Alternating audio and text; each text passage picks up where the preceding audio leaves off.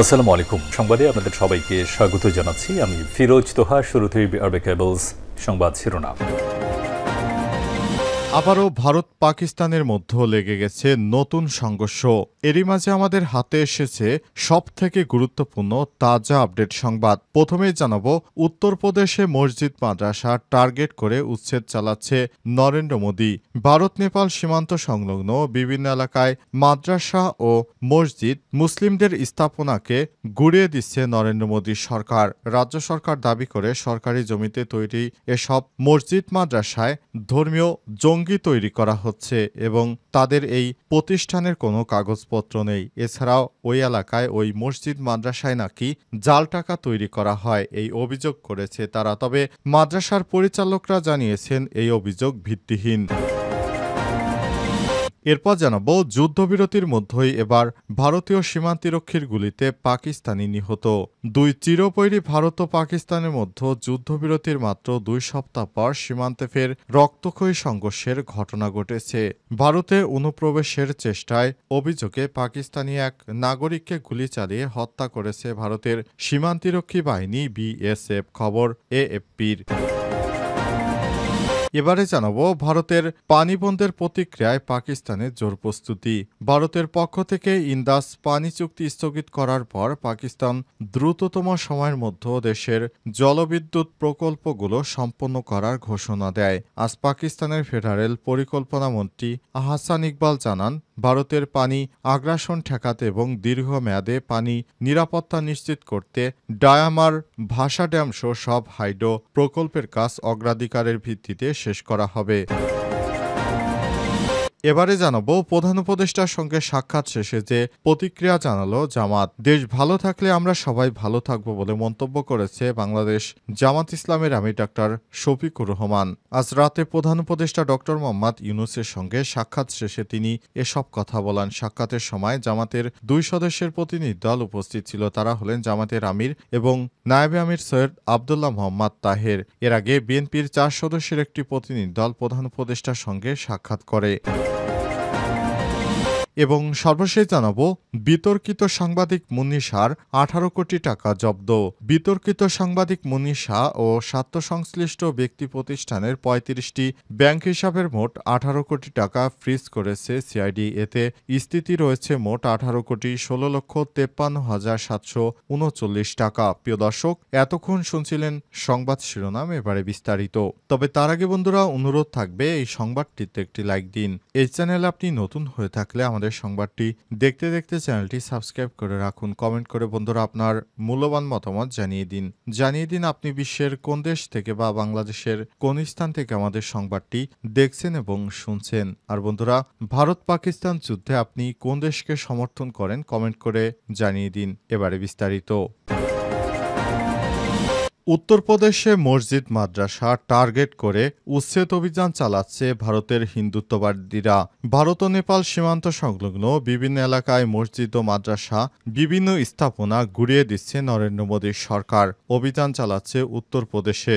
রাজ্য সরকারের দাবি, সরকারি জমিতে অবৈধ যেসব মাদ্রাসা ধর্মীয় স্থান রয়েছে সেগুলো সিলগালা করে দেয়া বা ভেঙে ফেলা হচ্ছে, যাদের কোনো বৈধ কাগজপত্র নেই। কিন্তু ওই রাজ্যের সমস্ত মাদ্রাসাগুলির বৈধ কাগজপত্র রয়েছে বলে জানিয়েছে মাদ্রাসার বিভিন্ন পরিচালকরা। ওই রাজ্যের 7 জেলায় চালানো এই অভিযানের ফলে বহু মাদ্রাসায় পড়াশোনাও থমকে গেছে বলে অভিযোগ। রাজ্য সরকার নেপাল সীমান্তে 15 কিলোমিটার মধ্যে অবস্থিত ধর্মীয় স্থান, মাদ্রাসা, ঈদগাহ সহ বিভিন্ন প্রতিষ্ঠান গুড়িয়ে দিচ্ছে। সরকারের তরফ থেকে জানানো হয়েছে 14 মে পর্যন্ত 225টা মাদ্রাসা, 30টি মসজিদ, 25টি মাজার ও 6টি ঈদগাহের বিরুদ্ধে এমন ব্যবস্থা গ্রহণ করা হচ্ছে। উত্তরপ্রদেশের সংখ্যালঘু বিষয়ক মন্ত্রী ওম প্রকাশ রাজভর বিবিসিকে বলেছেন, মাদ্রাসা খুললে সেখানে শিক্ষাদান করেন সেটাকে হোটেল বা আবাসস্থল বানিয়ে ফেলবেন না। যেখানে বিদেশিরা এসে বাস করলে আশঙ্কা তো সৃষ্টি হবে। শিক্ষাদানের পরিবর্তে সেখানে অন্য কোনো কাজ হলে তার তদন্ত করা হবে। তদন্তে দোষী প্রমাণিত হলে ব্যবস্থাও নেওয়া হবে। যারা নিরপরাধ তারা সেখানে শুধু শিক্ষকতা করছেন, তারা নির্ভয়ে কাজ করতে পারবেন। উত্তরপ্রদেশের সরকার সন্দেহ করছে যথাযথ কাগজপত্র ছাড়া যেসব মাদ্রাসা চালানো হচ্ছে সেখানে বিভিন্ন ধরনের বেআইনি কাজ হয়। তারা মনে করছে এই সব জায়গায় জঙ্গিদের ট্রেনিং করছে মুসলিমরা। সংখ্যালঘু কল্যাণমন্ত্রী ওমপ্রকাশ রাজভর বলেছেন, এই রাজ্যের দু একটা মাদ্রাসায় জাল নোট ছাপানো হচ্ছিল, সেগুলো পুলিশের হাতে ধরা পড়েছে। তবে মাদ্রাসা সঞ্চালনকারীদের দাবি এসব অভিযোগ ভিত্তিহীন। উত্তরপ্রদেশের শ্রাবস্তি জেলার বাঙ্গাইলের মাদ্রাসার সঞ্চালক মেরাজ আহমেদ বলেছেন, এই এলাকায় সংখ্যালঘু জনগোষ্ঠীর সংখ্যা মোটামুটি, তবে দারিদ্রতা খুব বেশি। মাদ্রাসায় বিনামূল্যে শিক্ষা দেওয়া হয় যাতে লোকে লেখাপড়া করতে পারে, কিন্তু সরকারের উদ্দেশ্য ভিন্ন। তারা শুধুমাত্র মুসলিম হওয়ার কারণে মসজিদ মাদ্রাসাগুলো ঘুরিয়ে দিচ্ছে, কিন্তু এ বিষয়ে মুসলমানদের এখন করার কিছু নেই। তারা চুপচাপ দাঁড়িয়ে থেকে চোখের জল ফেলছেন, তাছাড়া তাদের হাতে আর কিছুই করার নেই। হিন্দুত্ববাদীরা মসজিদ মাদ্রাসা ধ্বংস করে দিচ্ছে। যুদ্ধবিরতির মধ্যেই ভারতীয় সীমান্তিরক্ষীর গুলিতে পাকিস্তানি নিহত। দুই চিরবৈরী প্রতিবেশী ভারত ও পাকিস্তানের মধ্যে যুদ্ধবিরতির মাত্র 2 সপ্তাহ পর সীমান্তে ফের রক্তক্ষয়ীর ঘটনা ঘটেছে। আন্তর্জাতিক সীমান্ত অতিক্রম করে ভারতে অনুপ্রবেশের চেষ্টার অভিযোগে পাকিস্তানি এক নাগরিককে গুলি চালিয়ে হত্যা করেছে ভারতের সীমান্তিরক্ষী বাহিনী বিএসএফ। খবর এএফপি। বিএসএফের প্রকাশিত এক বিবৃতিতে বলা হয়েছে, স্থানীয় সময় সন্ধ্যায় ভারতের গুজরাটের রাজ্যে বানাসকাঠা জেলার সীমান্ত এলাকায় এক সন্দেহভাজন ব্যক্তিকে কাঁটাতারের দিকে এগিয়ে যেতে দেখে গুলি করে ভারতীয় সীমান্তরক্ষীরা। দায়িত্বরত বিএসএফের সদস্যরা তাকে বারবার সতর্ক করছে বলে অভিযোগ করে, কিন্তু নির্দেশনা উপেক্ষা করে তিনি ভারতের ভূখণ্ডে ঢুকে পড়ার চেষ্টা করেন। এজন্য সরাসরি গুলি চালাতে বাধ্য হয় বিএসএফের সদস্যরা। ঘটনাস্থলে ওই ব্যক্তি মারা গেছেন বলে জানিয়েছে বিএসএফের সদস্যরা। এই ঘটনার পরই পুরো এলাকায় চাঞ্চল্যের সৃষ্টি হয়েছে এবং পুরো এলাকায় আতঙ্ক বিরাজ করছে। একটি যুদ্ধ পরিস্থিতির মধ্যে হঠাৎ করে ওই এলাকায় আবার সাধারণ জনগণকে উদ্দেশ্য করে এই ধরনের হামলা কোনোভাবেই কাম্য নয়। এই হামলার ফলে নতুন করে আবার ভারত যুদ্ধের জন্য উস্কানি দিচ্ছে বলে মনে করা হচ্ছে। এই ঘটনার পর আবার দুই চিরবৈরী দেশের মধ্যে নতুন কোনো সংঘাত ঘটে কিনা সেটি এখন দেখার বিষয়।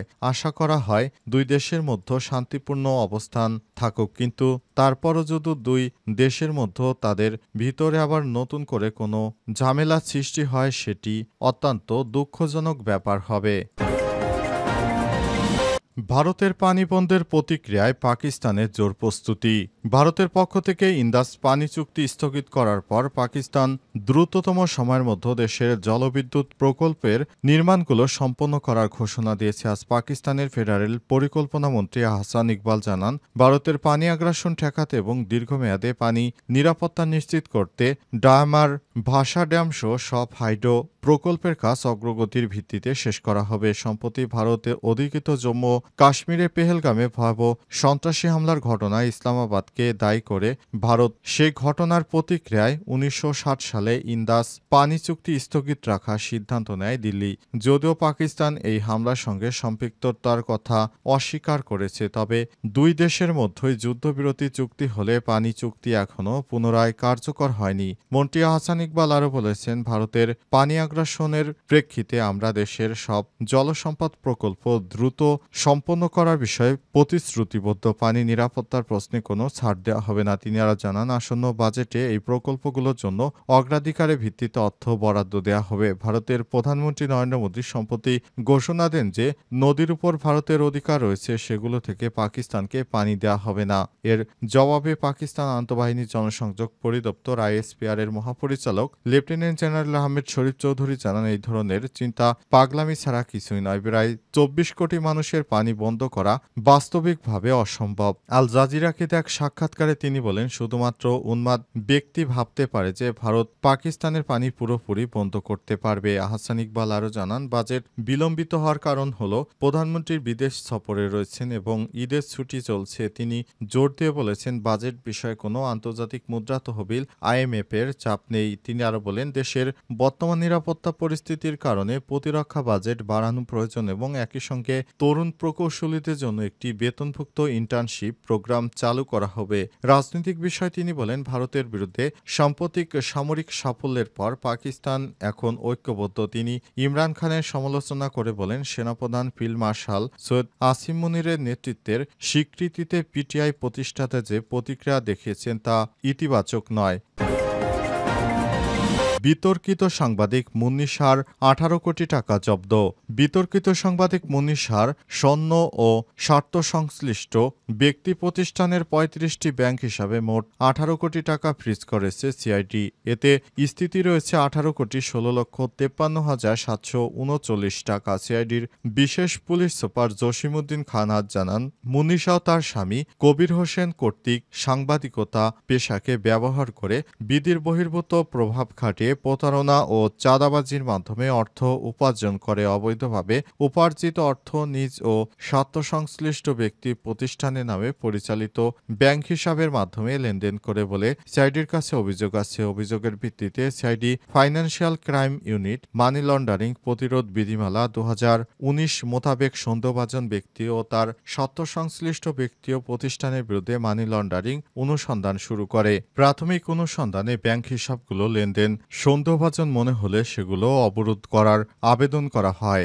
অনুসন্ধানকারী কর্মকর্তাদের আবেদনের পরিপ্রেক্ষিতে আদালত মুন্নি শাহ, তার স্বামী কবির হোসেন এবং তার স্বার্থ সম্পৃক্ত ব্যক্তি ও প্রতিষ্ঠানের নামে থাকা মোট 18,16,53,739 টাকাসহ 35টি ব্যাংক হিসাব অবরুদ্ধ বা ফ্রিজ করার আদেশ দেন। মুন্নি শাহ, তার স্বামী কবির হোসেন এবং তাদের স্বার্থ সম্পৃক্ত ব্যক্তি ও প্রতিষ্ঠানের বিরুদ্ধে মানি লন্ডারিং প্রতিরোধ বিধিমালা 2019 মোতাবেক অনুসন্ধান চলমান রয়েছে বলে জানান সিআইডির বিশেষ পুলিশ সুপার।